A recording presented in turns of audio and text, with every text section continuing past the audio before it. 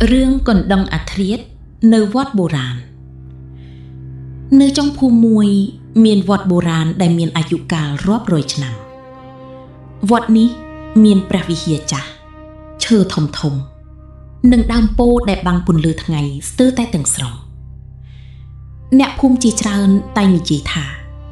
ពេលអាធ្រាត្រម៉ោង12កណ្ដឹងក្នុងវត្តនឹងបន្លឺឡើងដោយខ្លួនឯងទោះគ្មាននរណាទាញវាក៏ដោយសារចង់ដឹងការពិតវិសាលជាអ្នកថតវីដេអូ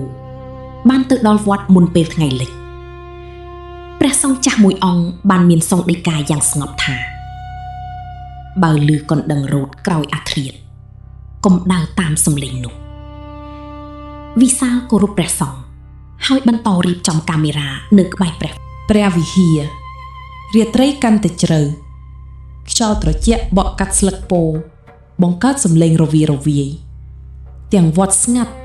រហូតឮតែសំឡេងសត្វល្អិតស្រាប់តែដង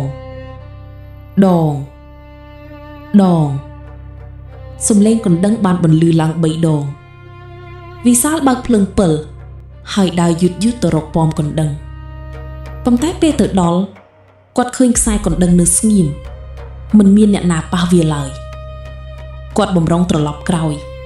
ស្រាប់តែឮសំឡេងជើងដើរយឺតលើស្លឹកស្ងួតក្រោយគាត់បញ្ចាំងពិលទៅជុំវិញគ្មាននរណាម្នាក់តែពេលបញ្ចាំងទៅលើជញ្ជាំងព្រះវិហារគាត់ឃើញស្រមោលមនុស្សមួយកំពុងដើរបញ្ហាគឺនៅទីនោះគ្មានមនុស្សឈរទេវិសាចាប់ដើមភ័យហើយប្រញាប់ដើរចេញពីទីនោះភ្លាមសំឡេងកណ្ដឹងបានរោទម្ដងទៀតដងលើកនេះសំឡេងហាក់ដូចជាមកពីខាងក្រោយគាត់ងាកមើលនៅក្រោមដើមពោធិ៍មានមនុស្សម្នាក់ស្លៀកសម្លៀកបំពាក់ពណ៌សឈរនៅស្ងៀមមិននិយាយមិនធ្វើចលនាមុនវិសាលអាចមើលឲ្យច្បាស់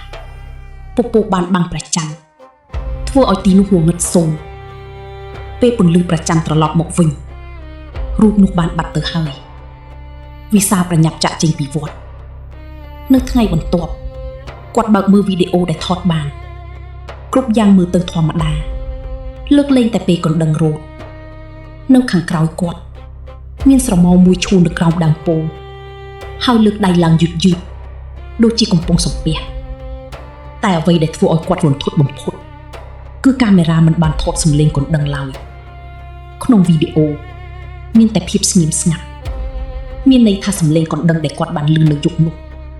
ប្រហែលជាមិនមែនជាសំឡេងដែលមនុស្សគ្រប់គ្នាអាចឮបានទេចាប់ពីពេលនោះមកវិសាលមិនដែលត្រឡប់ទៅវត្តបុរាណនោះទៀតឡើយប៉ុន្តែរាល់យប់ដែលខ្យល់បក់ខ្លាំងគាត់នៅតែសុបិនឮសំឡេងកណ្ដឹងបន្លឺពីចម្ងាយដង